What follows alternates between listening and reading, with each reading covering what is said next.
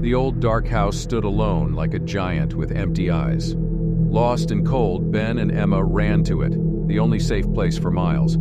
Inside, dust swirled in a thin moonbeam and scary shadows stretched everywhere. It felt wrong, like something bad was there. Upstairs, a room called to them. Ben opened the door and a rocking chair started to move by itself.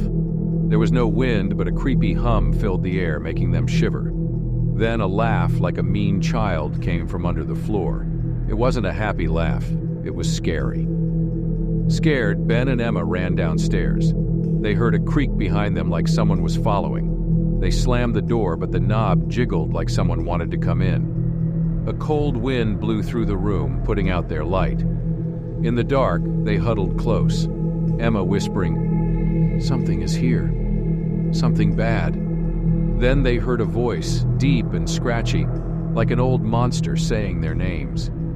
It seemed to come from everywhere, the walls, the floor. Even inside their heads. Ben grabbed his phone, a tiny light in the dark. On the screen, a scary face looked back. Not theirs, but a monster with hollow eyes and a big, mean smile. The door broke. A scary creature rushed at them, all bones and shadows. Emma screamed, but the house swallowed the sound. They scrambled back, stuck to the wall. The monster hissed, its touch like ice. Just as it grabbed them, a rooster crowed far away. The first light of morning peeked in. The monster jumped back and disappeared into the shadows with a loud, scary screech. Weak and shaky, Ben and Emma ran outside, never forgetting the horrible night. The house stood quiet in the new day's light, but they knew something bad was still inside, waiting for more lost people. Volume up. They stumbled out of the creepy house, the cold morning air stinging their faces. The first rays of sunlight peeked through the trees, casting long shadows that danced and flickered, reminding them of the horrors they'd just escaped. Not daring to look back, they walked for what felt like hours, legs shaking and hearts hammering. Finally, they spotted a thin trail of smoke rising in the distance. Hope surged through them. With a burst of energy, they quickened their pace, the promise of warmth and safety pulling them forward.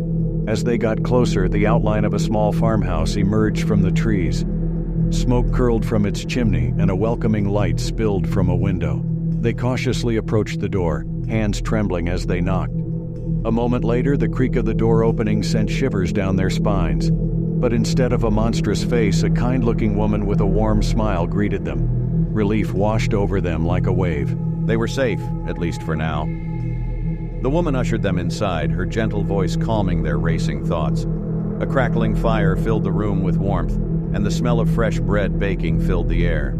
As they ate and shared their harrowing experience, the woman listened patiently, her eyes filled with concern. "You poor things," she said, shaking her head. "That old house has a dark history. They say a wicked soul roams those halls, forever trapped by its evil deeds." Sarah and Alex exchanged worried glances. The woman's words confirmed their worst fears. But for now, they were safe, and with the rising sun banishing the shadows, they dared to hope the nightmare was truly over. Once, in a small town nestled deep in the woods, there was a legend whispered among the villagers. They spoke of an ancient curse that lurked within the dense forest, waiting to claim unsuspecting souls. One foggy evening, a group of adventurous friends decided to venture into the woods despite the warnings. Armed with flashlights and nervous laughter, they ventured deeper into the darkness, oblivious to the danger that awaited them. As they walked, the trees seemed to whisper ominous secrets, their branches clawing at the night sky like skeletal fingers. Shadows danced around them, and the air grew thick with a sense of dread. Suddenly, they stumbled upon an old, dilapidated cabin hidden amongst the trees. Against their better judgment, they decided to explore its decrepit interior. Inside, they found decaying furniture and faded photographs, each telling a haunting story of its own.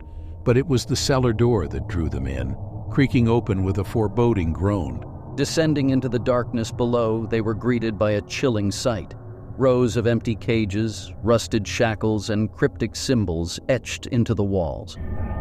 Fear gripped their hearts as they realized the true nature of the cabin. But it was too late. A sinister presence stirred within the shadows, and they found themselves trapped in a nightmare beyond comprehension.